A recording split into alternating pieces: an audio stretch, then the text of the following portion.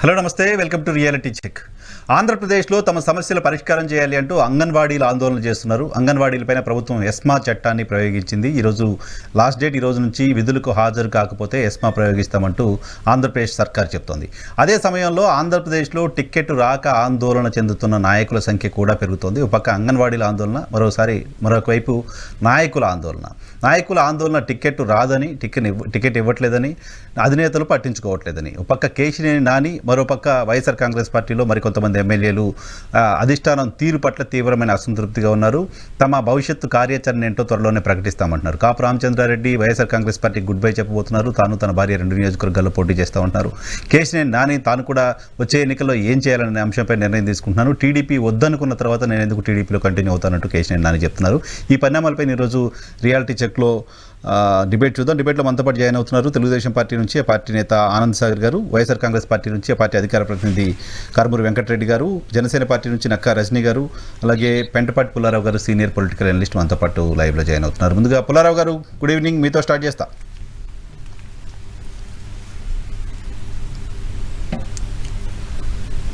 పుల్లారావు గారు,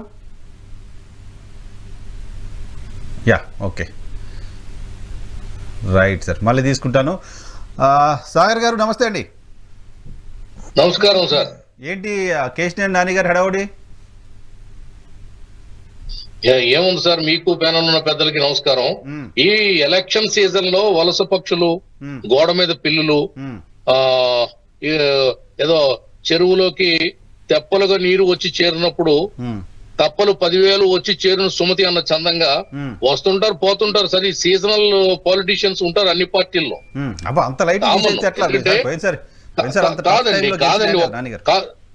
లైట్ గా తీసుకోవాలి. ఎందుకంటే ఒక పార్టీ ఒక వ్యక్తికి అవకాశం ఇచ్చిన తర్వాత ఆ పార్టీ ద్వారా పదవి చేస్తూ ప్రజలకు సేవ చేస్తున్న తర్వాత కొన్ని కారణాల వల్ల ఒకే వ్యక్తి పదవిలో కొన్ని దశాబ్దాల పాటు వేలాడాలనుకోవడం అనేది ప్రజాస్వామ్యంలో చెల్లుబాటు కాదండి.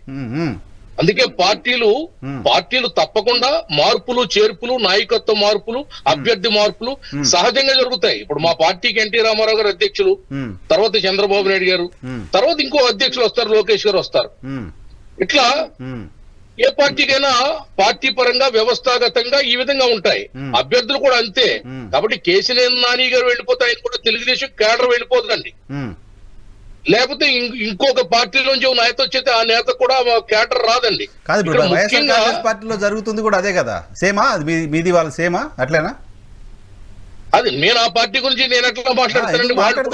వైఎస్ఆర్ కాంగ్రెస్ పార్టీలో ఎమ్మెల్యేలకు టికెట్లు ఇవ్వకపోవడం పైన సానుభూతి చూపిస్తోంది కదా తెలుగుదేశం పార్టీ. అది కాదండి, మేము సానుభూతి చూపించాము. అది మీకు అర్థం కావట్లా. ఏంటంటే వాళ్ళు ఇప్పుడు అధికార పార్టీ, ఎమ్మెల్యేలు ఓడిపోతారనే సంగతి ముఖ్యమంత్రికి ఎన్నికలు వచ్చాక తెలిసిందా? ఎమ్మెల్యేల పనితీరు ఆయనకి ఇప్పుడే తెలిసిందా? అసలు ఎమ్మెల్యేలకి నిధులు ఇవ్వకుండా, అధికారులు వాళ్ళు కూడా కొత్త వాళ్ళకి అవకాశం ఇవ్వడం కోసం మార్చారని అనుకోవచ్చు కదా. అది కూడా చెప్తున్నాను. అదే నన్ను కంప్లీట్ అవునండి. ఇప్పుడు ఎమ్మెల్యేలకి అధికారాలు ఇవ్వకుండా, ఫ్రీ హ్యాండ్ ఇవ్వకుండా, నిధులు ఇవ్వకుండా వాళ్ళని జీరోలు చేశారు ఈ 5 సంవత్సరాలు వైసీపీ పార్టీ. అందుకే ఎమ్మెల్యేల మీద అన్ని నియోజకవర్గాల్లో ప్రజా నిరసన వెల్లువెత్తుతాం. ప్రజల్లో తీవ్రమైన వ్యతిరేకత ఉంది. అందుకే ముఖ్యమంత్రి ఏం చేస్తున్నాడంటే కొండ మార్పులు చేస్తున్నాడు. ఇక్కడ సరుకు తీసుకెళ్ళి అక్కడ సరుకు తీసుకెళ్ళి ఇక్కడ. ఇదర్ టు ఇదర్ ఏదో చిరంజీవి గారి సినిమా డైలాగ్ ఉన్నది కదా, ముఠా మేస్తులు ఆ టైప్ లో. ఇది కాదండి. ఎందుకంటే ఒక్కసారి పెర్సన్ అక్కడ కాదు, అక్కడ ప్రతికూల పరిస్థితులు ఉన్నాయి. ఆ పరిస్థితులు పెర్సన్ మారినంత మాత్రాన, వ్యక్తి మారినంత మాత్రాన, క్యాండిడేట్ మారినంత మాత్రాన అవి చక్కబడవు. అసంతృప్తే అది ప్రజల్లో పుట్టింది. ఆ పార్టీ ఓట్లు ఆ పార్టీకి ఉంటాయి, మా పార్టీ ఓట్లు మాకుంటాయి. ఆ మధ్యలో ఉన్నటువంటి 20% ఓట్లు మాత్రం గెలుపు నిర్దేశిస్తాయి. ఆ 20% ఓట్లు మారవు. ఎందుకంటే వాళ్ళు ప్రభుత్వం మీద అలిగి ఉన్నారు, నిరసనగా ఉన్నారు, అసంతృప్తిగా ఉన్నారు, ప్రభుత్వానికి వ్యతిరేకంగా ఓటేయడానికి సిద్ధంగా ఉన్నారు. అందుకు ఎన్ని మార్పులు చేసినా వేరన్నండి. అధికారంలో ఉన్నటువంటి పార్టీకి అసలు ఇప్పుడు ఇక్కడున్న ఎమ్మెల్యేని అక్కడున్న ఎమ్మెల్యే పెట్టుకునే పరిస్థితి వచ్చిందంటేనే ఏదో అభద్రత బాగుందని కదా. ఏదో కాదు ఇప్పుడు లొసుగుందని కదా. వైఎస్ఆర్సీపీ 60, 70, 80 ఎంతమందినో మారుస్తుంది అంటున్నారు. సరే వాళ్ళకున్న 150లో 50% మారుస్తున్నారు అని చెప్పి అనుకుందాం, సరే సేక్ ఆఫ్ డిస్కషన్. మీకున్న ముగ్గురు ఎంపీలో ఇద్దరిని మార్చేస్తున్నారు, 80% మారుస్తున్నారు మీరు. తప్పదు కదండి, వాళ్ళకి తప్పదు, మాకు తప్పదు. నేను తప్పని అంటలేదు, తప్పదు. త్యాగాలకి మాకు అందరికి పొత్తులు ఉన్నాయి, త్యాగాలకు సిద్ధపడాలి. మాకు పొత్తులు ఉన్నాయి, పొత్తులు ఉన్నప్పుడు త్యాగాలకు సిద్ధపడాలని ముందే మా అధినాయకుడు చెప్పారు బాబు గారు. నేను కష్టపడి పని చేస్తున్నా. నేను నాది పొలిటికల్ ఫ్యామిలీ, నేను ఆల్రెడీ ఒకసారి ఓడిపోయినా.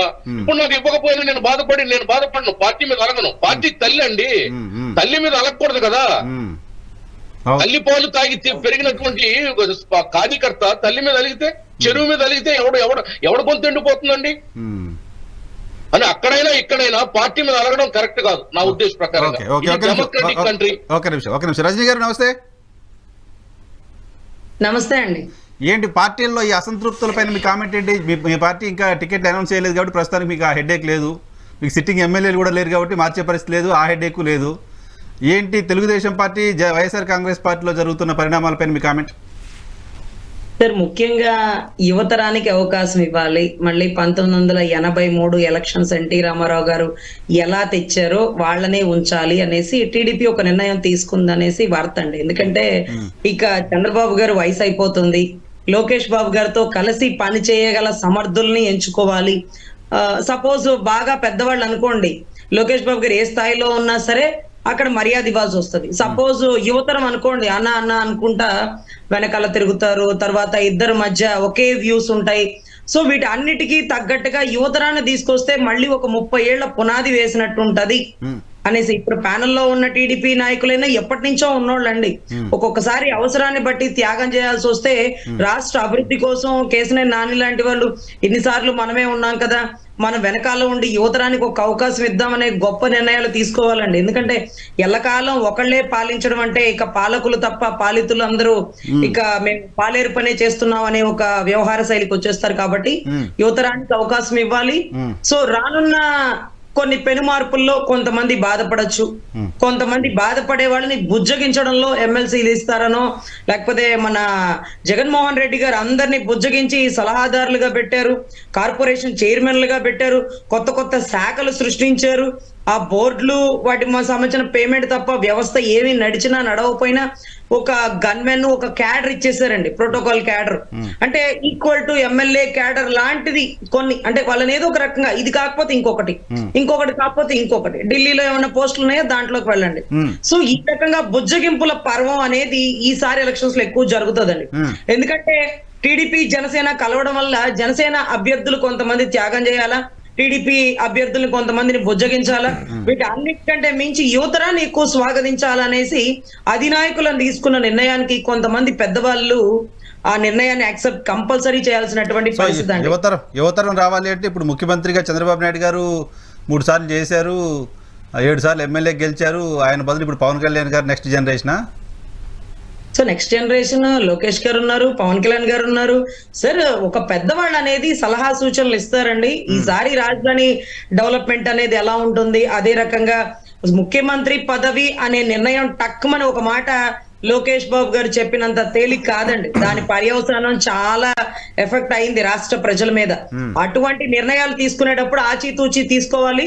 సీఎం పదవి అనేది అధినాయకుడైనటువంటి టీడీపీ చంద్రబాబు నాయుడు గారు, మా అధినాయకుడు పవన్ కళ్యాణ్ గారు కూర్చొని తీసుకునే నిర్ణయం అండి.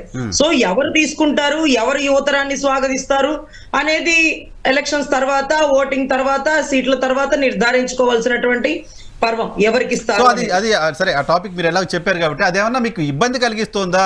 రజనీ గారు ముఖ్యమంత్రి పదవికి సంబంధించి నారా లోకేష్ గారు చేసిన కామెంటు, ఆ కామెంట్కి కనీసం వివరణ తెలుగుదేశం పార్టీ వైపు నుంచి అడిగే ప్రయత్నం ఏమైనా మీరు చేశారా?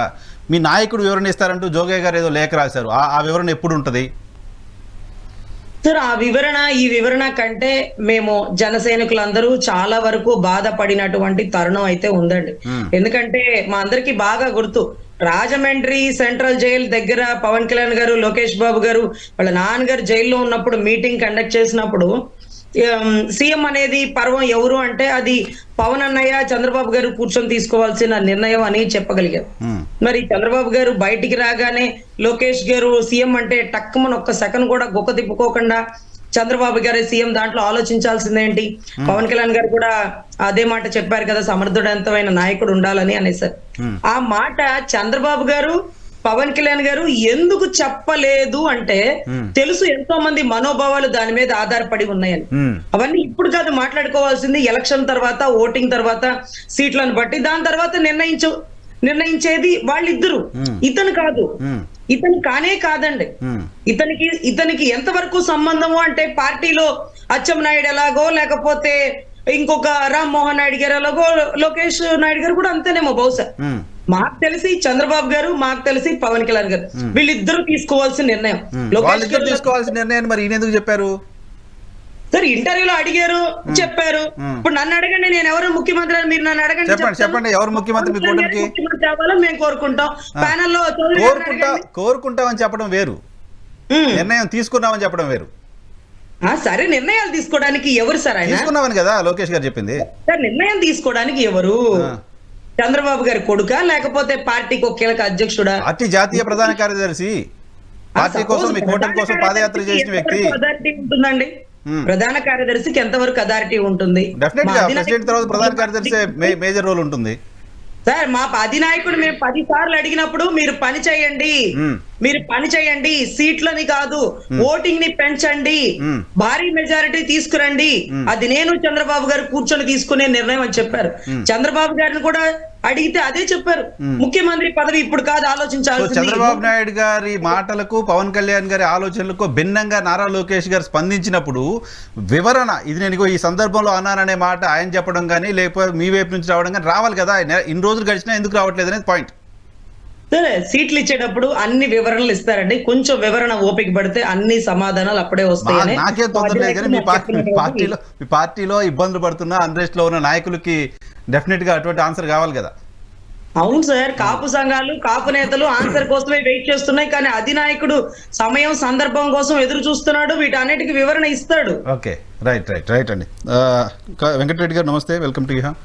నమస్తే సార్. వైఎన్ఆర్ గారు, మీకు ప్యానల్లో ఉన్న అందరికీ, అట్లానే ఈహా టీవీ ప్రేక్షకులందరూ నమస్కారం. ఏంటి ఇప్పుడు ఈ కేశినేని నాని గారి ఎపిసోడ్ని ఎలా చూస్తారు? వాళ్ళు అంటుంది ఏంటంటే పార్టీలో చాలా కాలం 10 ఏళ్ళు ఎంపీగా ఉన్నారు, కొత్త వాళ్ళకి అవకాశం వేయడం కోసం మేము పక్కన పెట్టాము అని.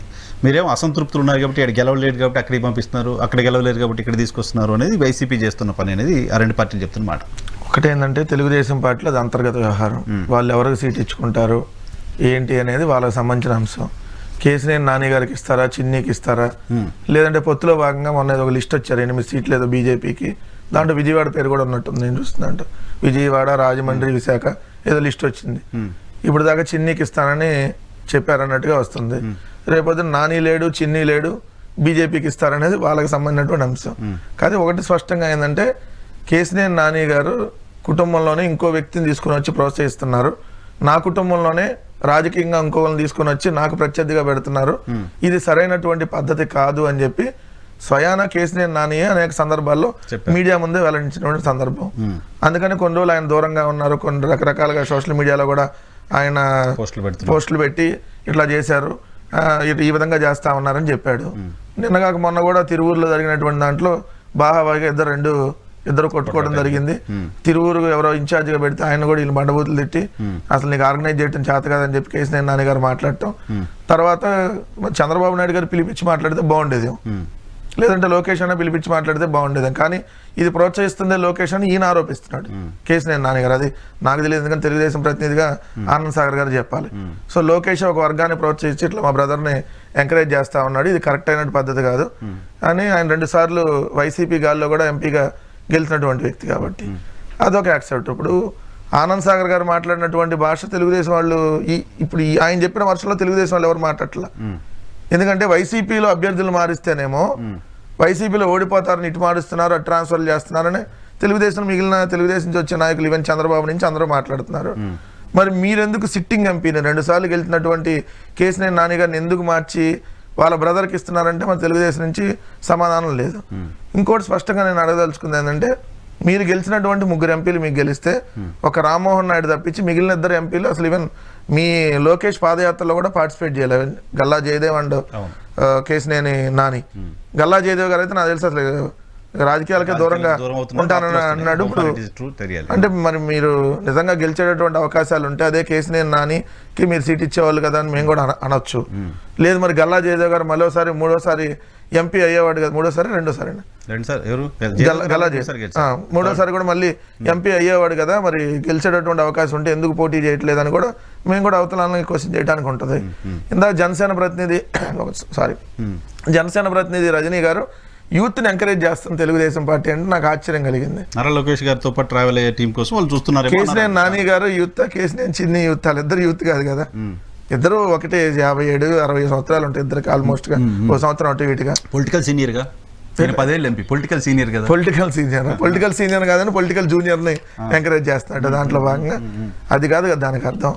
సో ఇక్కడ ఒకటి, మేము నలుగురు ఎమ్మెల్యే కుమారులకు సీట్లు ఇస్తే, కుమారులకు సీట్లు ఇస్తే వీళ్ళే తెలుగుదేశం వాళ్ళు ఆరోపణ చేశారు. ఏం వారసులకు సీట్లు ఇస్తారా, ఇదేం వారసత్వ రాజకీయాలా? జగన్ గారు వస్తే కూడా ఏమైనా రాజశేఖర రెడ్డి గారి తర్వాత ఇదేమైనా వారసత్వమా జగన్మోహన్ రెడ్డి గారు ఆటానికి అని చెప్పి ఇదే జనసేన, ఇదే తెలుగుదేశం పార్టీ అనేక సందర్భాల్లో మా మీద ఆరోపణలు చేసింది. ఇప్పుడు మేము పేరు నాని గారు వాళ్ళ అబ్బాయికి, లేదంటే భూమన కరుణాకర్ రెడ్డి గారి వాళ్ళ అబ్బాయికి, ముస్తాఫా గారి వాళ్ళ అమ్మాయికి, ఇట్లా ఏదో చెవిరెడ్డి గారి వాళ్ళ అబ్బాయికి ఇట్లా మేము సీట్లు అక్కడ ఏర్పాటు చేస్తే వాళ్ళు ఆల్రెడీ ప్రజాక్షేత్రంలో తిరుగుతూ ఉన్నారు. ఆల్రెడీ ఆయన డిప్యూటీ మేయర్గా ఉన్నారు, ఇక్కడ ఆయన ఎంపీపీగా ఉన్నారు చెవిరెడ్డి మోహిత్ రెడ్డి. వీళ్ళందరూ ఆల్రెడీ ప్రజాక్షేత్రంలో 4 సంవత్సరాలుగా 5 సంవత్సరాలుగా తిరుగుతూ ఉన్న వాళ్ళకి అవకాశం ఇవ్వాలి, యూత్ని ఎంకరేజ్ చేయాలనేటువంటి ఆలోచనతో ఇస్తే మా మీద ఆరోపణ చేశారు. ఇప్పుడేం వాళ్ళే యూత్ని తెలుగుదేశం ఎంకరేజ్ చేస్తుందని అంటారు. అంటే మేము చేస్తే ఒకటి, వాళ్ళు చేస్తే ఒకటి అన్నట్టుగా మాట్లాడితే అది కరెక్ట్ కాదనేది నా అభిప్రాయం. సారీ నేను చాలాసేపు వెయిట్ చేయించాను. పని లేదు, ఎంజాయ్ చేస్తున్నాం. Good evening. అదే నవ్వుతా ఉన్నారు, ఎంజాయ్ చేస్తా. ఢిల్లీలో ఉన్నారు సార్. రాజకీయ పార్టీలు బయట కూర్చున్నా లిసనింగ్, చక్కగా మాట్లాడారు, టెన్షన్ లేకుండా మాట్లాడారు, లేకపోతే ఇబ్బందిగా ఉండేది. కొంచెం నేర్చుకుంటున్నాం. మిమ్మల్ని నేర్చుకోవాలి సార్. మీరు అంటే కొంచెం అదే I'm only joking. Over 75 years youth అయిపోయారు, ఓవర్ 55 years ఓల్డ్ పీపుల్ అయిపోయారు. ఎగ్జాక్ట్లీ. అంటే సార్ ఇప్పుడు నాకంటే వాళ్ళు ముగ్గురు బాగానే మాట్లాడారు, మీకు కూడా బాగా నచ్చింది. కానీ నాకున్న కంప్లైంట్ ఏంటంటే, చూడండి రాజకీయ పార్టీలు ఎంత కన్వీనియంట్ గా మార్చుకుంటాయి. అవతల పార్టీలో ఉన్నప్పుడు వీళ్ళు విమర్శలు చేస్తారు, వీళ్ళ దగ్గరికి వచ్చినప్పుడు వీళ్ళు వాళ్ళని అంటారు. ఇప్పుడు వెంకటరెడ్డి గారు మేమంతా ఒకటే, మీరు మార్చుకుంటే తప్పేందని ఈయన మాట్లాడుతున్నారు. సో చాలా కన్వీనియంట్ గా పొలిటికల్ పార్టీస్ ఎలా ఇష్యూస్ ని మార్చుకుంటే చూడండి, కనపడుతుంది క్లియర్ గా. ఒకటి ఇది పాలిటిక్స్ బ్లడ్ స్పోర్ట్ అంటారు. బ్లడ్ స్పోర్ట్ అంటే రక్తం కారే ప్రొఫెషన్.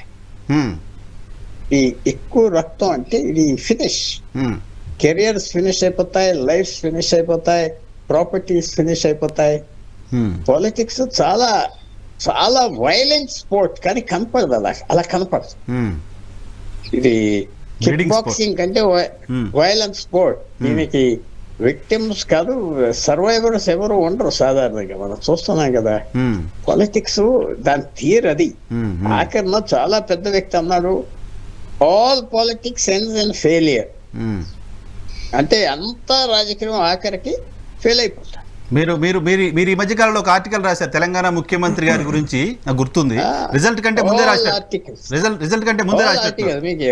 మీకు ఎవరు అక్కర్లేదు, వారు ముగ్గురు మాట్లాడిన చాలా చక్కగా చెప్పారు. నేను కొత్తగా వాళ్ళు చెప్పిన దానికి యాడ్ చేయటం కష్టం. కానీ ఒక చిన్న విషయం మీ దృష్టికి తీసుకొస్తున్నా.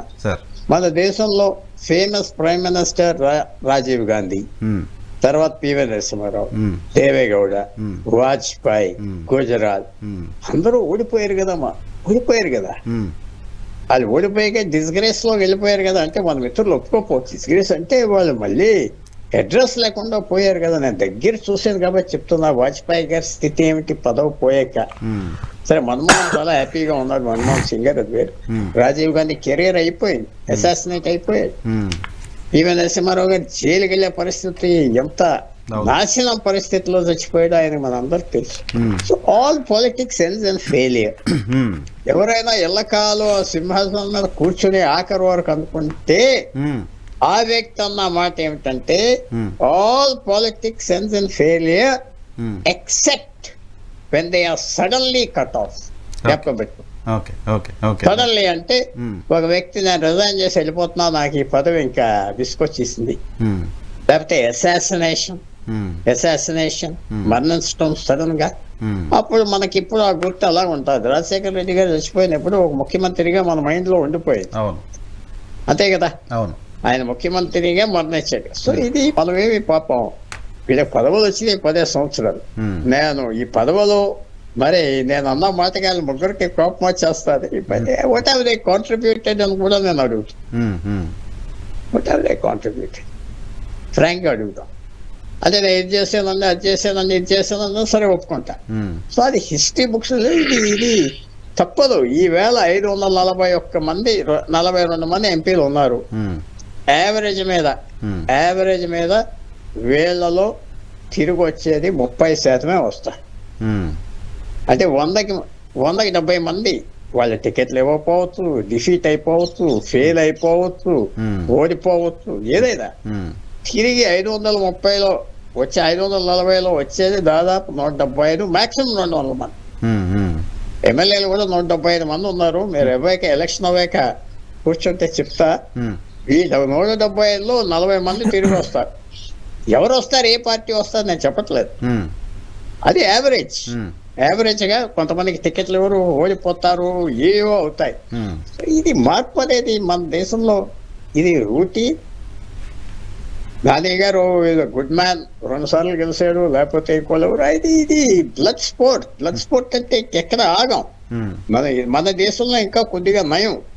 అమెరికా లాంటి దేశాల్లో స్కాండల్స్ లేని పెట్టేస్తారు, ఉన్నాయి పెట్టేస్తారు, అల్లరి చేసేస్తారు ఖతం చేసేటానికి. సో ఇది మనం ఎక్స్పెక్ట్ చేయాలి. రాబోయే రోజుల్లో చాలా మంది ఇటు వెళ్తారు, అటు నుంచి ఇటు వస్తారు. లేకపోతే కొంతమంది ఎక్కడికి వెళ్దామని ఆలోచించుకుంటా ఉంటాం. ఎక్కడ ఉంటాయి మన స్టేక్స్? డ్యామేజెస్ ఉండవా? డ్యామేజెస్ ఎక్స్పెక్ట్ డ్యామేజెస్ లేవండి, డ్యామేజెస్ ఏం లేవు. ఎందుకంటే అంటే నేను అంటున్నా, Vijayawada seat was occupied by very famous people once. అక్కడ మిత్రులకు తెలుసు, కేఎల్ రావు కూడా ఎంపీ అక్కడి నుంచి. KL Rao was an MP from they. చాలా మంది వస్తారు. హిస్టరీలో అడుగు పెట్టి మన అడుగు జ్ఞాపకం పెట్టుకోవడం చాలా కష్టం. చాలా మంది ఇది ఒక రూటీన్ గా నేను చూస్తున్నా. ఆ ఎంపీ వెళ్ళిపోయాడు, ఇంకోటి వచ్చాడు, ఇంకోటి. వైఎస్ఆర్ కాంగ్రెస్ పార్టీలో మార్పులకు సంబంధించి లాస్ట్ 15-20 డేస్ నుంచి చాలా పెద్ద చర్చ కదా. అయితే ఒకటి నేను మార్పులో నేను తప్పేం పట్టలేదు. ఐ థింక్ మంచి పని చేస్తున్నాడు. ఆయనకి ఓడిపోతాడంటే ఎదుగు పెట్టుకోవాలి. ఒకటే నాకు ఏం అర్థం అవట్లేదంటే, అక్కడి నుంచి ఇక్కడికి, ఇక్కడి నుంచి అక్కడికి ఒక చెస్ బోర్డ్ లాగా కదపటం వల్ల ఉపయోగం లేదు అనుకుంటున్నా. ఎవరో అన్పాపులర్, నేను పేర్లు చెప్పట్లేదు, గుంటూరులో అన్పాపులర్ గా నేను ఉన్నాను అనుకోండి, నన్ను తీసుకెళ్లి బాపట్లలో పెడతాం, బాపట్లలో తీసుకొచ్చి I don't think that will help. మన అడ్రస్ మనతో వస్తుంది, మనం అన్పాపులర్ పర్సన్ వస్తున్నాడు ఇక్కడ దిగేది వస్తుంది. సో మార్చేయటంలో తప్పులేదు. చంద్రబాబు నాయుడు గారు కూడా మార్చుకోవాలి, అలాగే పవన్ కళ్యాణ్ గారు కూడా, ఎవరైనా బీజేపీ అయినా అది మార్చడంలో తప్పులేదు. ఎందుకంటే ఇది క్రూయల్ స్పోర్ట్. కానీ దీన్ని మార్చడం ఎక్కడి నుంచి అక్కడికి, ఎక్కడి నుంచి ఎక్కడికి ఉపయోగం ఉంటుందా అంటే నాకు కనపడలేదు. మార్పులు వస్తాయి, ఎందుకంటే చాలా ఆంధ్రప్రదేశ్ లో ఫైట్ చాలా సివియర్ ఫైట్. ఏ రాష్ట్రంలో ఇలాంటి ఫైట్ లేదు ఇక్కడ భారతదేశంలో ఇలా అధికారం కోసం. చాలా సివియర్. తెలంగాణలో అందరూ సర్దుకున్నారు, ఓడిపోయాక ఎవరు పట్టించుకోవట్లేదు. చూద్దాం మార్పులు వైసీపీకి అడ్వాంటేజ్ డిసడ్వాంటేజ్ చూద్దాం. నేను అంగన్వాడీలకు సంబంధించిన చర్చకు పోవడానికంటే ముందు కొద్దిసేపటి క్రితం వైఎస్ఆర్ కాంగ్రెస్ పార్టీ జాతీయ పార్టీ, రీజనల్ పార్టీ, నాకు టక్కున జాతీయ అని వస్తుంది, ప్రధాన కార్యదర్శి సజ్జల రామకృష్ణారెడ్డి గారు, ప్రభుత్వానికి సలహాదారు, ఆయన కామెంట్ చేశారు, interesting comment. YS Rajasekhar Reddy మరణం వెనక కాంగ్రెస్ పార్టీ ప్రమేయం ఉందనే అనుమానాలు మాకు ఇంకా ఉన్నాయని చెప్పి మాట్లాడారు ఆయన. చాలా రోజుల తర్వాత, దాదాపు ఒక డెకేడ్ తర్వాత మళ్ళీ ఇటువంటి మాట సజ్జల రామకృష్ణారెడ్డి గారు మాట్లాడడాన్ని ఎలా చూస్తారు? ఒకటి తప్పకుండా మన మర్యాదగా ఏదో చెప్పాం, కానీ ఫ్రాంక్ గా చెప్పాలంటే శర్మిల గారికి ఆ పార్టీలో స్థానం లేదు. ఎవరు సుబ్బారెడ్డి గారు ఎవరో ఇంపార్టెంట్ మ్యాన్ చెప్పేది కదా, స్థానం లేదంటే ఆ పార్టీ నేతకి ఆమె మీద కాన్ఫిడెన్స్ లేదు. నేనున్నా, నా ఫ్యామిలీ మెంబర్, నేను వ్యాపారం సరిగ్గా చేస్తాను, నా మీద కాన్ఫిడెన్స్ లేదు.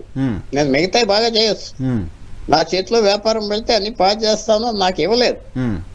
నా అసెస్మెంట్, వాళ్ళ అసెస్మెంట్ అది అన్ని పాస్ చేస్తాను, సరిగ్గా చేయనని. సో ఆయన అసెస్మెంట్ లో అది తప్పు ఆయన అంటలేదు, ఆమె మీద కాన్ఫిడెన్స్ లేదు.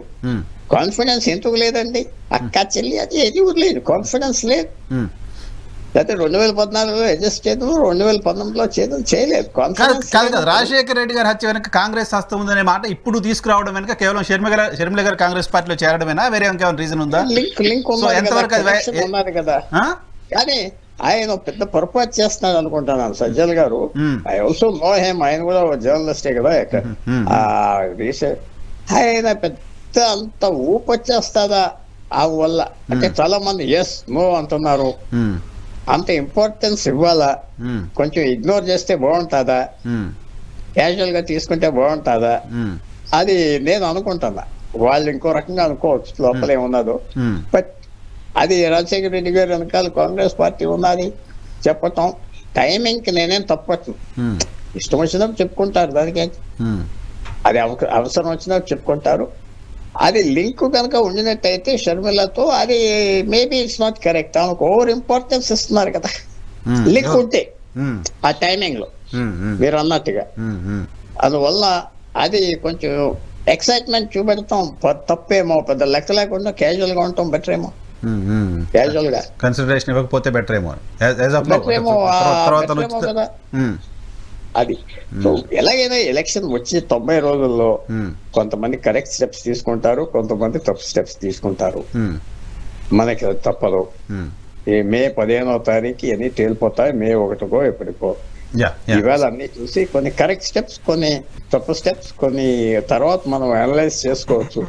కానీ ఇప్పుడు జరగబోయేది జరుగుతుంది, మనం చూస్తున్నాం. కొన్ని అది కరెక్ట్ అనిపించట్లేదు, అది తర్వాత ఎలాగొస్తుందో మనం చూడాలి. చివరిగా మీతోటి ఈ అంగన్వాడీలపైన ఎస్మా ప్రయోగించటం అనేది రాజకీయంగా వైఎస్ఆర్ కాంగ్రెస్ పార్టీకి ఏ మేరకు నష్టం చేసే పరిస్థితి ఉంటుంది?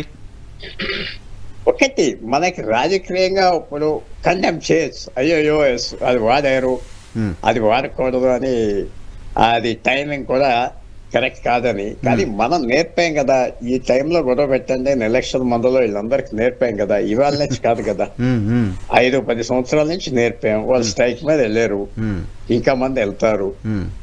ఏమి ఇచ్చినా కొంతమంది కరెక్ట్ డిమాండ్స్ ఉన్నాయి, కొన్ని కరెక్ట్. చాలా మంది నాకు ఇందాక మాట్లాడుతున్నా చెప్పారు, చాలా మంది సింగిల్ విమెన్ ఉన్నారు పాపం. ఇంకో ఎర్నింగ్ మెంబర్ లేరు ఫ్యామిలీలో. వాళ్ళు మంచి పని కూడా చేస్తున్నారు. వాళ్ళకి ట్రైనింగ్ ఇచ్చి పెంచి వాళ్ళకి ఇంకా శాలరీ పెంచితే బాగుంటది, ప్రొడక్టివిటీ పెంచితే బాగుంటది నేను అనుకుంటున్నా.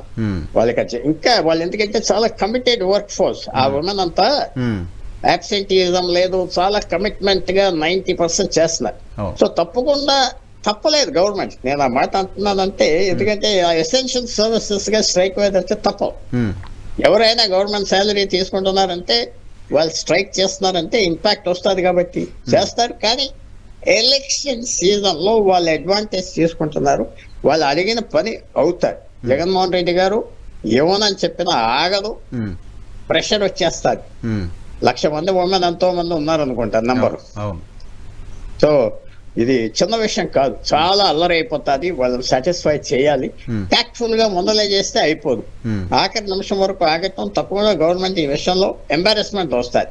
రేపు మాపు అన్ని ఒప్పేసుకుంటారని నేను భావిస్తాను. Right thank you sir, thank you very much. Thank you Sagar గారు.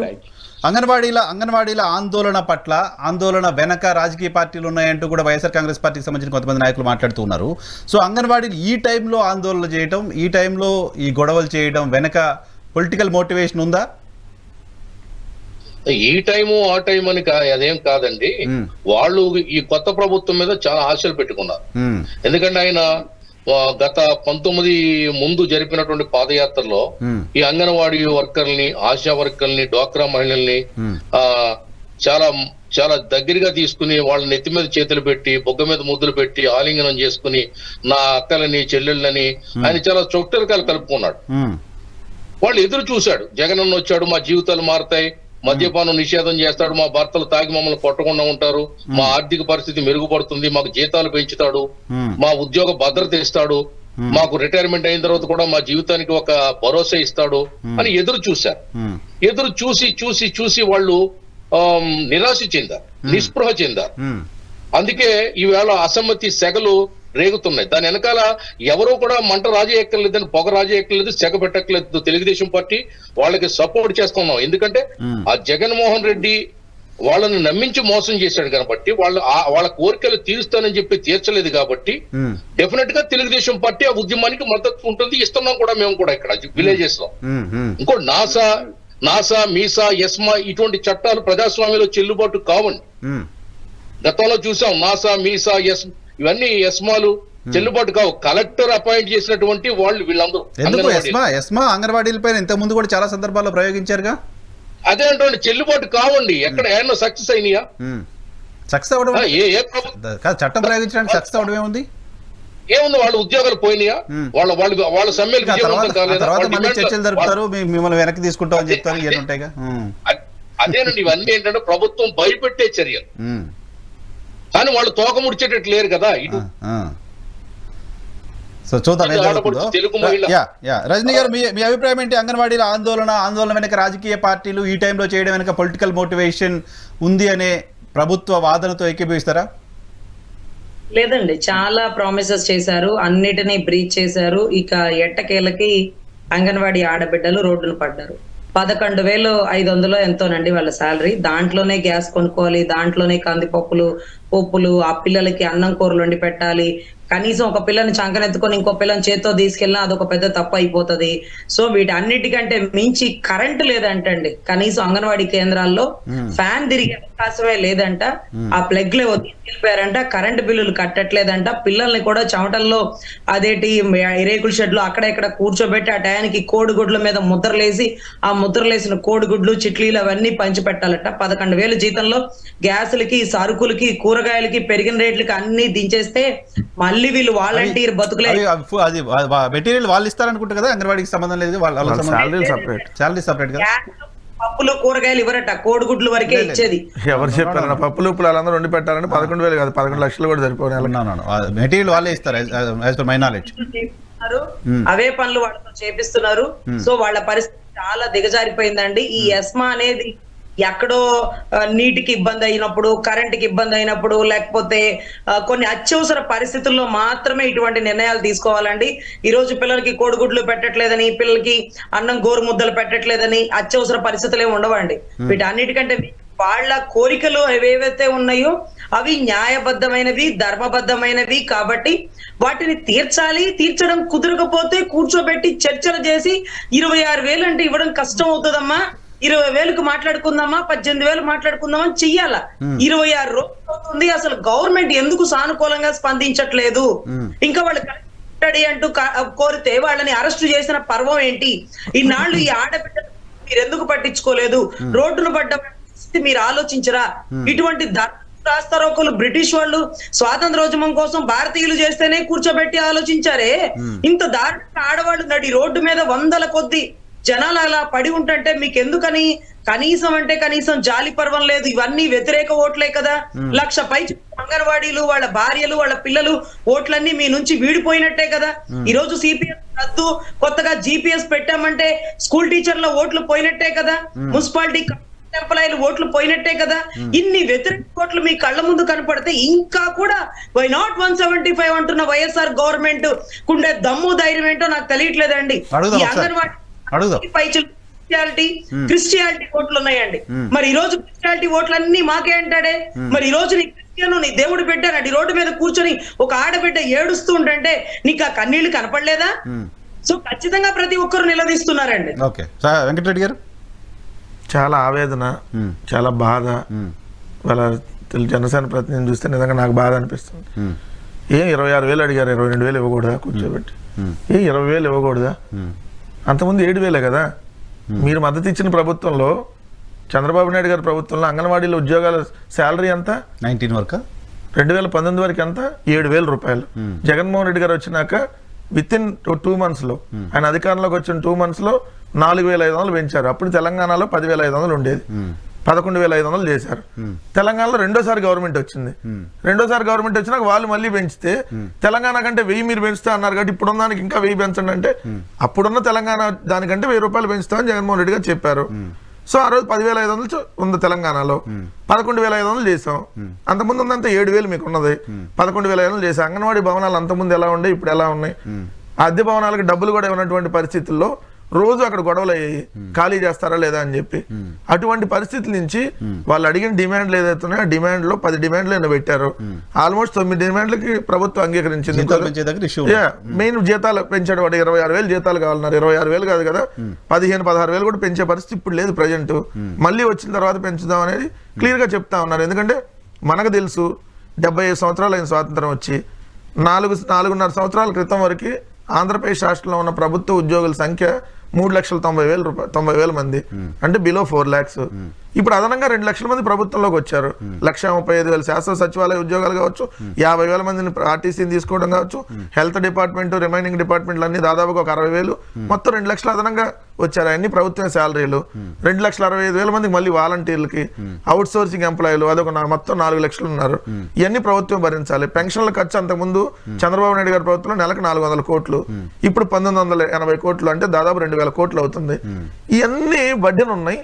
సో అర్థం చేసుకోమని చెప్తే వెనకాల కొంతమంది కమ్యూనిస్టుల ఆధ్వర్యంలో ఏదో ఇప్పుడు గొడవ చేస్తే ఈ ప్రభుత్వం ఎలక్షన్ వస్తుంది కాబట్టి మనం అడిగినట్టుగా మనం మెడలు వంచొచ్చు ఈ ప్రభుత్వాన్ని అని అనుకుంటే కుదరదు. ఎందుకంటే వాళ్ళు ఉన్నది ఇప్పుడు అత్యవసర సేవల్లో. అక్కడ బాలెంతలు ఉంటారు, చిన్న పిల్లలు ఉంటారు. వాళ్ళందరిని వదిలేసి మేము రోడ్ల మీదకి వచ్చి ఇది చేస్తామని అంటే వాళ్ళ ప్రాణాలు కావా? 1,00,000 కుటుంబాలు, ఇన్ని వ్యతిరేక ఓట్లు, ఇంకేదో మన సిపిఎస్ వాళ్ళు చెప్పేదాని ప్రకారం అసలు మొత్తం ఆంధ్రప్రదేశ్ రాష్ట్రంలో 99% వాళ్ళకే వేస్తారు వాళ్ళు చెప్పే లెక్కల ప్రకారం. సిపిఎస్ ఎంప్లాయీస్ అసంతృప్తిగా ఉన్నమాట నిజమే కదా. సిపిఎస్ రద్దు చంద్రబాబు నాయుడు గారు కూడా చేయలేదు కదా సార్. ఇప్పుడు మళ్ళీ చేస్తా అంటే ఎందుకు నమ్ముతారు? మేము చెప్పాము, ఉద్యోగ సంఘాలకు చెప్పాము, ఎందుకంటే సిపిఎస్ కి ఈ బెనిఫిట్స్ ఉన్నాయి, ఓల్డ్ పెన్షన్ స్కీమ్ ఉన్నప్పుడు ఈ బెనిఫిట్స్ ఉన్నాయి. ఓల్డ్ పెన్షన్ నుంచి సిపిఎస్కి వెళ్తే ఇంత బర్డెన్ అవుతుంది, మీకు ఇన్ని బెనిఫిట్స్ వస్తున్నాయి. దీనిలో కొంచెం తక్కువగా ఇదిగోండి జిపిఎస్ అనేది ఉంది, గ్యారంటీ పెన్షన్ స్కీమ్, దీనిలో ఇది ఇస్తున్నాం అని చెప్పాం. ఉద్యోగ సంఘాలకు లేని బాధ సార్. ఇప్పుడు 100కి 100 మంది ఎక్కడ హ్యాపీగా ఉంటారు సార్, ఫ్రాంక్ గా ఒప్పుకోవాలి. 100కి 100 మంది ఎక్కడ హ్యాపీగా ఉంటారు. ఇప్పుడు మొన్న మాకు అన్నారు టీచర్స్ కు సంబంధించి మాకు అందరూ వ్యతిరేకంగా ఉన్నారని చెప్పారు. కొంతమంది రోడ్ల మీదకి వచ్చి కూడా ఇది చేశారు కమ్యూనిస్టుల ఆధ్వర్యంలో సంఘాల్లో. మా టీచర్స్ ఎన్నికల్లో మేమే గెలిచాం, మరి దానికి సమాధానం ఏం చెప్తారు? ఒక గ్రాడ్యుయేట్స్ తప్ప ఆంధ్రప్రదేశ్ రాష్ట్రంలో జరిగిన అన్ని ఎన్నికల్లో వైఎస్ఆర్ కాంగ్రెస్ పార్టీ గెలిచింది కదా.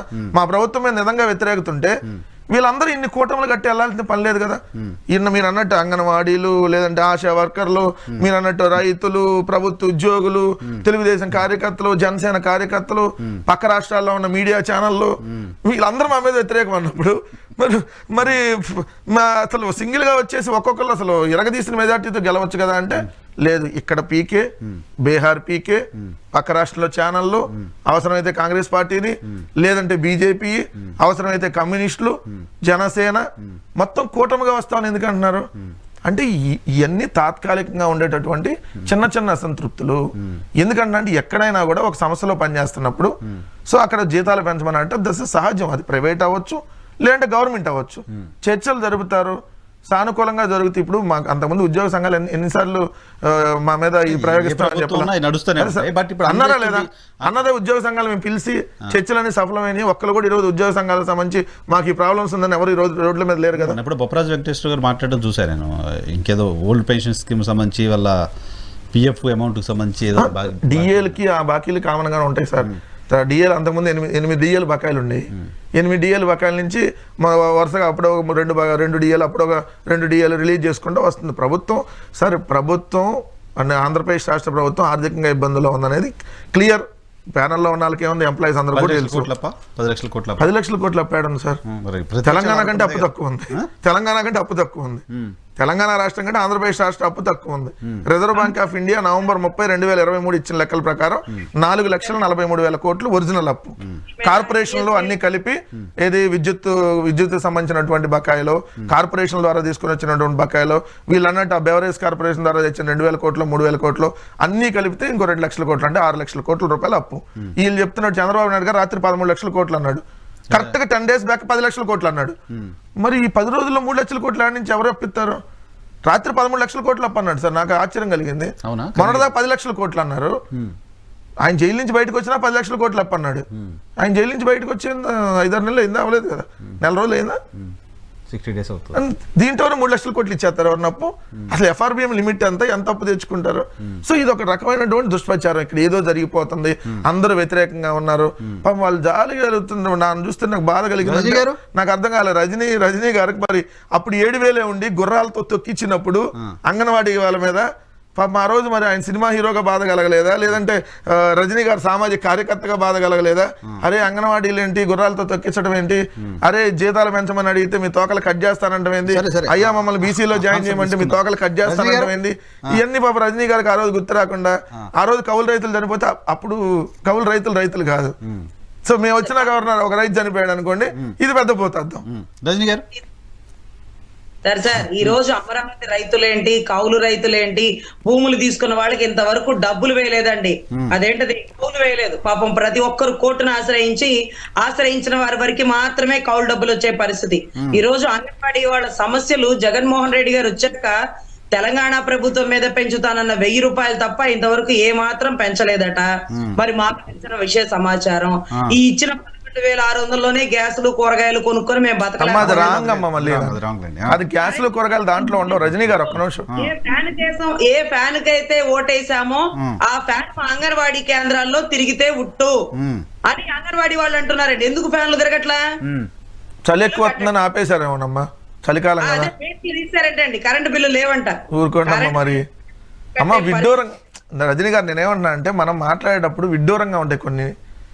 ఏది వాళ్ళు అంగన్వాడీ భవనాల్లో ఇంకా నయ్యం, ఆ కరెంటు బిల్లులు కూడా అంగన్వాడీ వాళ్ళు శాలరీలోనే కడుతున్నారని చెప్పాల. సంతోషం మీకు. ఇంకా చదవం అంగన్వాడీ కేంద్రాలకు వెళ్ళి అంగన్వాడీ వాళ్ళ ధర్నాల్లో కూర్చొని వాళ్ళ సమస్యలు తెలుసుకొని విని చెప్పడమేనండి. ఎందుకంటే ఎవరో పేపర్ మీద రాసి ఇచ్చింది అనుకోండి, అది వాస్తవం ఎంతో మాకు తెలియదు కదా. అంగన్వాడీ కేంద్రాలు తాళాలు పగలగొట్టి లోపలికి వెళ్ళి చూస్తే ఫ్యాన్ స్విచ్ వేస్తే ఫ్యాన్ తిరగట్లా, కరెంటు బిల్లు 6 నెలలు పెండింగ్, 7 నెలలు పెండింగ్, ఎవరు కట్టట్లేదట. 11,000తో కుటుంబాన్నే సాగలేకపోతున్నాం, ఇంతమంది పిల్లల్ని వేసుకొని మేము పోషించలేకపోతున్నాం. సార్ కోడిగుడ్డు మీద ముద్ర వేయకపోతే ఏ నష్టం వచ్చింది సార్? చిట్లీల మీద జగన్మోహన్ రెడ్డి గారి మొహం లేకపోతే ఏ నష్టం వచ్చింది? కోడిగుడ్డు బయటకు తీసుకెళ్ళి అమ్ముతారమ్మా, మీకు తెలియదు. చాలా ఉంటాయి ప్రభుత్వంలో ఒక రూల్స్ ఉంటాయి. మీకు అర్థం కాదు ఏంటంటే వేసుకునే వాళ్ళు వేసుకోరా? దేనికి సార్ కోడిగుడ్డు పిల్లలకి ఇవ్వాలి కదా తల్లిదండ్రులకి. ఇప్పుడు ఈ కోడిగుడ్డు మీద ముద్ర ఉంటే లోపలేమో ముద్ర బయట ఉంటాయో మీరు చెప్పినట్టుగా. ఇక్కడికి ఎన్ని వచ్చినాయి, దానికి సంబంధించి లెక్కలేంది. దీన్ని పబ్లిసిటీ పెంచండ్రా. ఏం పబ్లిసిటీ అమ్మా? చెట్ల మీద, సమాధుల మీద ఏంటి సార్? మిమ్మల్ని మార్చలేరమ్మా. ఎందుకంటే మిమ్మల్ని మార్చడం, ఎందుకంటే తెలిసిన వాళ్ళకి చెబుదాం, తెలియని వాళ్ళకి చెబుదాం. తెలిసి కూడా నటించే వాళ్ళకి ఏం చెబుతాం? మీరు ఒక లాయర్, మీకు పెద్ద నాలెడ్జ్ ఉంది. నా దృష్టిలో అయితే మీకు నాలెడ్జ్ ఉంది అనుకుంటున్నా. ఇన్ని అబద్ధాలు మాట్లాడితే ఎలా రజనీ గారు? జగనన్న గారి బులుగు పెయింట్ ఇళ్లకేస్తే గాని ఇవ్వరు. ఎందుకని? ఎవరికి వేసారమ్మా? ఏ ఇంటికి వేసారు బులుగు పెయింట్? మేము గడప గడపకి ప్రతి ఇంటికి తిరిగాం. ఎవరికన్నా వాళ్ళ ఆమోదం ఉంటేనే మేము స్టిక్కర్ వేసాం. దాని మీద కూడా రాద్ధాంతం చేశారు ఆ రోజు. కరెక్ట్ కాదమ్మా. మనం ఏంటంటే పాలసీల ప్రకారం మాట్లాడదాం. ఎందుకంటే కొంచెం అర్థవంతమైన చర్చ నడుస్తుంది కాబట్టి వాళ్ళ అరుపులు కేకలు లేకుండా. నేను అనేది ఏంటంటే సమస్యలు లేకుండా ఎవరికి ఉంటాయమ్మా? మీ ఇంట్లో మీకు లేవా? జనసేన పార్టీలో రోజు సమస్యలు లేవా? రోజు సమస్యలేగా మీకు. పార్టీ పెట్టినప్పటి నుంచి ఉన్న వాళ్ళు ఎంతమంది పోయారు మీ దగ్గర? సమస్యలు ఉంటే కూర్చొని మాట్లాడుకోవాలి. అటు అంగన్వాడీలకి సమస్యలు ఉంటాయి, లేదంటే మీరు అన్నట్టుగా ఉంటాయి. అటుగానే మేము ఇష్టం అన్నట్టుగా ఏది పడితే అది చేస్తాం, మేము విధులకు హాజరం అంటే వాళ్ళ ప్లేస్లో ఇంకోళ్ళు తీసుకోవాలి కదా. మరి ఏం చేస్తాం? వాళ్ళు విన్నప్పుడు ఒక డౌట్ అట. ఎందుకట? ఎవరమ్మా? అంబటి రాయుడు గారు, క్రికెట్ ప్లేయర్. ఆయన హిట్ వికెట్ అయితే మేహన్ చేయమంతా దానికి. అప్పుడు అవుట్ అయ్యాడు ఏంటండి? మీకు క్రికెట్కి ఏం తెలుసా అమ్మా? క్రికెట్ లో కెప్టెన్ చెప్పినట్టుగా 1 డౌన్ లో దిగమంటే 1 డౌన్ లో దిగాలి, ఓపెనర్ గా దిగమంటే ఓపెనర్ గా దిగాలి, లేదు మీరు 4th డౌన్ లో దిగాలి వారంటే 4th డౌన్ లో దిగాలి. ఇక్కడ కూడా రాజకీయ పార్టీ నాయకుడిగా అన్నా నువ్వు ఇక్కడ పోటీ చేయాలంటే ఇక్కడ పోటీ చేయాలి, లేదు నీకు ఈసారి పలానా చోట ఇస్తున్నావు అంటే అక్కడ చేయాలి, లేదు కుదరదు ఈసారికి ఆగాలంటే ఆగాలి. ఇస్ ద పొలిటికల్ పార్టీ కూడా అంతే. కెప్టెన్ కి కాదు నేను ఓపెనర్ గా దిగుతా, లేదంటే నేను ఫస్ట్ ఓపెనర్ బౌలింగ్ వేస్తా అంటే కుదరదు. కెప్టెన్ కి ఒకటి ఉంటుంది. చెప్తున్నా సార్, సహజంగా జరిగేటటువంటి అంశాలు చెప్తున్నా అంతే తప్ప కాదమ్మా. ఇప్పుడు మా పార్టీలో ఆ స్వేచ్ఛ జగన్మోహన్ రెడ్డి గారు తీసుకుంటారు మొత్తం. మీకు ఆ స్వేచ్ఛ కూడా లేదు కదా మీ నాయకుడికి. మీకు ఎవరిని క్యాండిడేట్ నిలబెట్టాలనే స్వేచ్ఛ కూడా మీ నాయకుడికి లేదు. మా నాయకుడికి అది పూర్తి స్వేచ్ఛ ఉంది కదా. మేము వేరే వాళ్ళు చెప్పినట్టు సీట్లు ఇవ్వం కదా. మా నాయకుడి ఇష్ట ప్రకారం, సర్వేల ప్రకారం ఎవరు ఎక్కడ నిలబెట్టాలనేది మా నాయకుడి ఇష్ట ప్రకారం ఉంటాయి. ఆ స్వేచ్ఛ కనీసం మీకు లేదు కదా అంటున్నాను. ఇక్కడ చెల్లని కాయిన్ ని అక్కడ మీరు చెల్లిస్తారు. మరి అవును, గంటా శ్రీనివాసరావు భీమిల్లో జల్లలా, విశాఖపట్నం నార్త్ లో జల్లాడు, చంద్రబాబు నాయుడు చంద్రగిరిలో జల్లలా, కుప్పంలో జల్లాడు. మరి ఏం చేస్తాం? అప్పుడేం కరెక్టే. మరి మీరు భీమవరం గాజువాకలో చల్లలేదు కదా, ఇంకో చోటకి వెళ్ళి చెల్లుతారా? మీ వల్ల అమ్మా, అవుతుంది. మీరు భీమవరం గాజువాకలో చల్లలేదు కదా, ఇంకో చోటకి వెళ్ళి చెల్లుతారా? భీమవరం గాజువాకలో చల్లలా పవన్ కళ్యాణ్, ఇంకో చోట చెల్లుతాడా? సరే సరే సార్, చెల్లుతాడా? ఇప్పుడు మార్చాల్సినటువంటి ఆవశ్యకత ఏంటి? మేము మారిస్తే మీకేంటమ్మా? ఇందాక తెలుగుదేశం అని చెప్పాడు, వాళ్ళ ఇష్టం అండి, వాళ్ళు మార్చుకుంటే మాకేంటి, ఎవరినైనా మార్చుకోవచ్చు అని. మేము మారిస్తే మీకేంటి? అసలు మీరు ఎన్ని పోటీ చేస్తున్నారు మీకన్నా క్లారిటీ ఉందా? మేము మా పార్టీలో ఈయన కాకపోతే ఈయన, సుబ్బయ్య కాకపోతే వెంకయ్య, మీరు ఎవరికి ఇస్తున్నారు? మీరు ఎవరికి ఇస్తున్నారు? ఎన్ని పోటీ చేస్తున్నారు? మీ నాయకుడికి సీటు కేటాయించాలా, చంద్రబాబు నాయుడు గారు కేటాయించాలి? అప్పుడప్పుడు అడుగుతారు, అప్పుడప్పుడు చెప్తారు, అమ్మా మీరు టీడీపీతో ఎందుకు కలిసి వెళ్తారు, విడిగా వెళ్ళండి అంటే మీకెందుకు సార్? మీరేమన్నా మా జనసేన కండువా కప్పుకున్నారా? మీరు తెలుగుదేశాన్ని కండవా ఇక్కడ చుట్టుకుంటానంటే, లేదంటే మెల్ల వేసుకొని తిరుగుతాను జనసేనలో ఉండి తెలుగుదేశం కండవా. వాళ్ళ ఇష్టం. అదే కదా తను చెప్తున్నారు. వాళ్ళ ఇష్టం. మీరు దమ్ముంటే 170 పోటీ చేయడానికి మీరు సవాల్ చేస్తూ వాళ్ళ పార్టీకి వాళ్ళ డెసిషన్ వాళ్ళు తీసుకుంటారని కదా. నేను అట్లేదు సార్, 160 వాళ్ళు 16 పోటీ చేయమంటున్నారు సార్. 170 స్టేట్మెంట్ ఇచ్చాడు. ఈస్ట్ వెస్ట్ గోదావరి జిల్లాలో 34 సీట్లు ఒక్కడ కూడా జగన్మోహన్ రెడ్డి గారిని గెలవనే ఉన్నారు. అసలు ఈస్ట్ వెస్ట్ లో నువ్వు ముందు 34 ఎన్ని పోటీ చేస్తావు చెప్పన్నాం మేము. కూటమిగా మాట్లాడింది కదా, కూటమిగా మాట్లాడింది కదా. ఎప్పుడు కూటమి? వారాహి యాత్రలో మాట్లాడారు. 34 సీట్లు ఒకటి కూడా గెలవనేని అన్నాడు. 2 జిల్లాల నుంచి వైసీపీ ఎమ్మెల్యేలను అసెంబ్లీ మెట్లు 2 జిల్లాలో 34 సీట్లు ఉన్నాయి కాబట్టి నేనే ఉన్నా అంటే స్పష్టంగా మాదొక రాజకీయ పార్టీగా మేము ఇదిగోండి పలానా స్టాండ్ తీసుకొని వెళ్తున్నాం. ఈ స్టాండ్ లో మేము ఏ రాజకీయ పార్టీతో పొత్తొద్దు అనుకుంటున్నాం, ఇది మా స్టాండ్. మీరు ఎన్నికలు వచ్చినప్పుడల్లా ఒకరితో పొత్తు, ఇది మీ స్టాండా చెప్పండి? చేస్తండి, మేము బీఎస్పీతో వెళ్తాం, సిపిఐతో వెళ్తాం, సిపిఎంతో వెళ్తాం, వీళ్ళు కాదంటే బీజేపీతో వెళ్తాం, వాళ్ళు కూడా కాదంటే రేపు పొద్దున ఐఎన్డీఏ కూటమిలోకి వెళ్తామని చెప్పదలుచుకున్నారా? రాంగే కాదు కదా, ఒక్కొక్క సందర్భంలో ఒక్కొక్క టైం రాజకీయ పార్టీ రాజకీయాలు నాకు అర్థం కాలేదు. రాంగేం కాదు, కాకపోతే దానికి ఒక సిద్ధాంతం ఉండాలి కదా.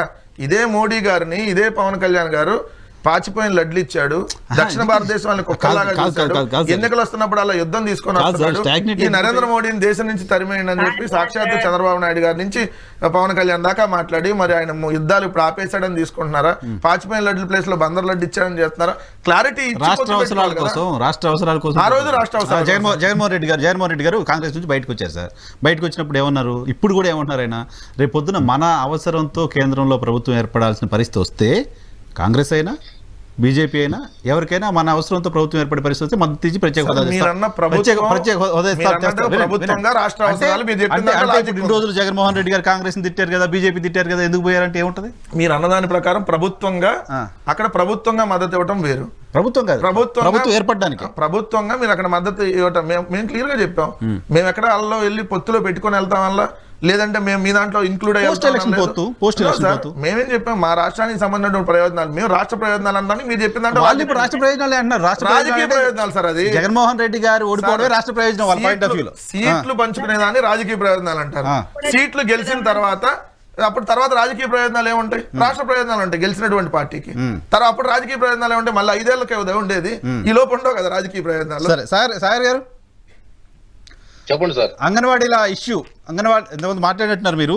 సో లేటెస్ట్ ఇప్పుడు మన వెంకటరెడ్డి గారు చేసిన కామెంట్స్ పైన ఏంటి, అంగన్వాడీల వెనక ఎవరో ఉన్నారు, అంగన్వాడీలకు ఇప్పటికే చాలా చేశాం, వాళ్ళవి గొంతెమ్మ కోరికలు అనేది ఆయన point.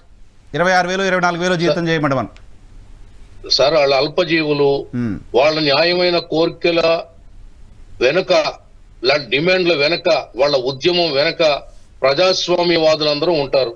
Telugu Desam party democratic party, ప్రతిపక్ష పార్టీ, వాళ్ళకు అండగా దండగా కైదండగా ఉండే బాధ్యత తెలుగుదేశం పార్టీకి ఎప్పుడూ ఉంటుంది.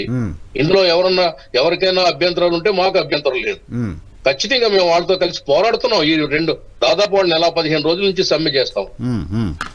వాళ్ళకి అనేక చోట్ల వాళ్ళతో పాటు మేము కూడా దాంట్లో పాల్గొన్నాం. కాబట్టి ప్రభుత్వం ఎవరైనా సమ్మెకి దిగినప్పుడు వాళ్ళని పిలిచి మాట్లాడాలి, వాళ్ళతో సంప్రదింపులు జరపాలి. అవుతున్నట్టే కదా, సంప్రదింపులు చేస్తున్నట్టున్నారుగా. అదే అంటున్నారు, కొలిక్కి రాలేదు కదా, కొలిక్కి రావాలి కదా, చేసే చిత్తశుద్ధితో చేయమంటున్నాం మేము. ప్రభుత్వం చిత్తశుద్ధితో చేయాలి.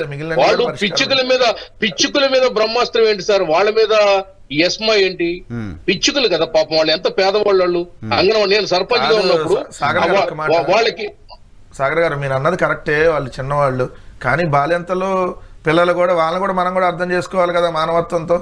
మనం అదే అంటున్నా, రోడ్ల మీదకి దాన్ని వచ్చేసి చక్కబెట్టే మేము అసలు విధుల్లోకి వెంకటరెడ్డి హాజరవం, బాలింతలు ఏమైపోతే మాకేంటి, పిల్లలు మాకైపోతే వెంకటరెడ్డి గారు, అది కూడా మీరు మానవత్వంతో ఆలోచించాలి కదా. అదేనండి వెంకటరెడ్డి గారు, మానవత్వంతో ఆలోచించాల్సింది మీరు ప్రభుత్వంలో ఉన్నారు కాబట్టి. వీళ్ళ గురించి, వీళ్ళు సాకే చిన్న పిల్లల గురించి కూడా పెద్ద మనసుతో పెద్ద అన్నలాగా పెద్ద దిక్కులాగా ప్రభుత్వం ఆలోచించాలి. ముఖ్యమంత్రి గారు ధర్మకర్తలాగా ఆలోచించాలని మేము చెప్తున్నాం. ఇప్పుడు మీరు చెప్పేది అంటే ప్రభుత్వ ఉద్యోగులకు ఇచ్చినట్టు 25,000 ఇవ్వాలని అంటే అది సాధ్యమయ్యేటటువంటి అంశం కాదు. బేసిక్ శాలరీ 25,000 ఉంటుంది స్టార్టింగ్ ప్రభుత్వ శాలరీ. ఇప్పుడు ఆ లెక్కలో అంగన్వాడీకి 25,000-26,000 ఇవ్వాలంటే అది పాజిబుల్ కాదు. ఎవరైనా కూడా, మీరైనా కూడా ఇప్పుడు వాళ్ళు అడిగిన దానికి మేము ఇస్తామని మీరు కూడా ఎక్కడ చెప్పలేకపోతున్నారు అంటే దానికి అర్థం అదే కదా. అలా కాదండి, అలా ఇప్పుడు చెప్పే పొజిషన్ లో మేము లేం కదా. అంగన్వాడీలకు 11,500 2019 నుంచి ఇస్తా ఉన్నారు కాదు సార్.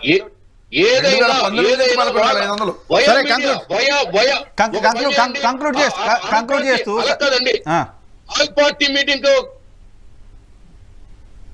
ఆల్ పార్టీ మీటింగ్లు ఆంధ్రప్రదేశ్లో అయిపోయింది కదా, ఎక్స్పైర్ అయిపోయింది. ఆల్ పార్టీ మీటింగ్లు తెలుగు రాష్ట్రాల్లో చూసి చాలా కాలం అయిపోయింది.